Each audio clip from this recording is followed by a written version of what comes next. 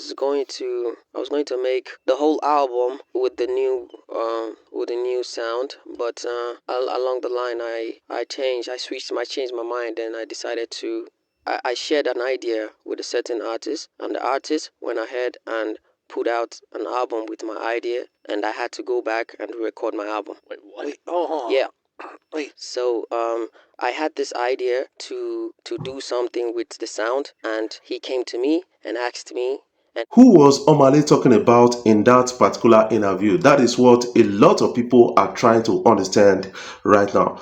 Omah Lay accused somebody of stealing his idea after sharing his idea for his next project or album with that person. 6 months later, the person was like, boom, with that same idea on his album. That is what Omah Lay has actually said. And he went further to say, this is a person I respect more. Who could be the person? Is it a person of Asake? Because Asake dropped an album recently called Lungu Boy that is doing a lot of massive numbers on chart right now, and he has broken Burna Boy's record. That is something I have to speak about. And you should also understand that a person of Rema has also dropped an album, and a lot of people are saying that could be Rema at the end of the day. What is your own take about this? I want you to put that in the comment section. This is a learning for a lot of persons, that you don't need to share your ideas with anybody, because they may steal your idea and make do with it and make money off it and get you ripped apart. Right now, as we speak, Omah Lay has to go back to the studio to record some sessions of his album, because if he does not do that, a lot of people are going to come out to say Omah Lay stole from a particular person. Who could be that person? That is the question many people are asking now. Is it Victoni? Is it Rema? Is it Asake? That is the question we need to actually ask ourselves about all of this, and it's trending out on social media. A lot of people are having their own says about all of this. Yes, I can say that Asake is becoming one of the biggest artists in Nigeria based on the recent global digital sales right now, and this guy is selling out arenas in US, in Canada, and in Europe, and a lot of people can respect that at the time. But one interesting part of Asake is that he has become one of the preservers of Afrobeat, because he is still stuck to his root, not copying the Westerns too much. That is something I got to understand. So I should call Asake a gatekeeper of Afrobeat to an extent. Another interesting part of it is Asake is already getting acceptance globally, and that is a big win for Afrobeat Nigeria, Afrobeat Africa at the time. And a lot of people are really excited that Asake is doing mad numbers at a time like this. Asake will be shutting down arenas tonight, and a lot of people are really gearing up for that concert, and it's going to be all massive at the end of the day. Guys, permit me to drop this here. Wandeko Ikechukwu, they have a massive thing actually coming our way, and they did a snippet of the sound, and that was a big preview. Let's catch a sound of it. What is your own take about this kind of story? I want you to put that in the comment section, what you feel about this. Wandeko to me is one of the most underrated Nigerian artists. That is something I got to believe about, or after looking at his work to an extent, because you need to understand that Wandeko has been in the industry for a very long time, and this guy has a lot to actually give more and more, and he's one of the most talented Nigerian artists. And when you look at his works out there, that is something I got to believe. What is your own take about Wandeko? What is your own feeling about Grammy 2024? Is going to be so interesting at the end of the day, and a lot of people are saying that the African category of the Grammy is going to be all exciting, and some people are forecasting that a lot of people from Nigeria, they are going to get nominated into the Afrobeat categories, and that is going to be all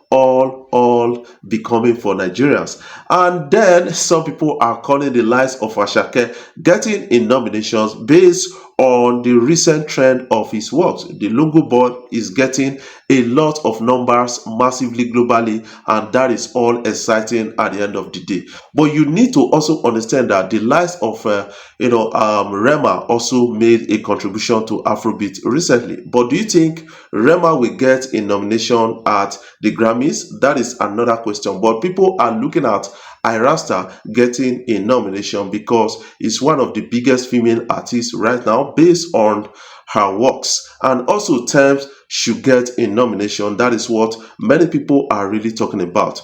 That is November 8th. It's going to be all exciting for nominations at a time. But what is your own feeling about Burna Boy getting a nomination at the Grammys and also Davido getting a nomination at the Grammy? I want you to put that in the comment section because a lot of people are now discussing that already and it's trending out on social media. We need to talk about things like this. Guys, tell me what you feel about Omah Lay's accusation recently coming out to say, somebody stole my idea and now I can't put out my project because I have to change some part of the project. That is what it is. But many people are pointing hands at a person of Rema because he recently dropped a project, and that project is quite different from what we know Rema to be before, and that is quite disturbing at the time. While some other persons are saying not be Rema Joe, it could be Vitoni, it could be Asake, the Lungu Boy artist. That is what it is, and a lot of people are saying that Omah Lay, this should be a lesson for you to learn, and you are learning the hard way. Do you think Omah Lay has learned the hard way? I want you to put that in the comment section. Omah Lay is one fantastic artist from Nigeria. I think this guy needs a really global push at the time because his management, they need to do well enough for Omah Lay. I think they should partner with other bigger management to push Omah Lay because he got a lot to actually offer the world and also to help export Afrobeat to an extent. What is your own take about all of this? I want you to put that in the comment section so that you can talk about it further. Guys, don't forget to drop in the comment section what you feel about the prediction of the future of Afrobeat. That is all interesting and massive at the same time. That is something I want to hear from you guys because a lot of people are saying that Afrobeat may go into extinction because we don't have much more Afrobeat gatekeepers like Fela and Nicola Bukuti. But I'm saying that it's helping to export the culture.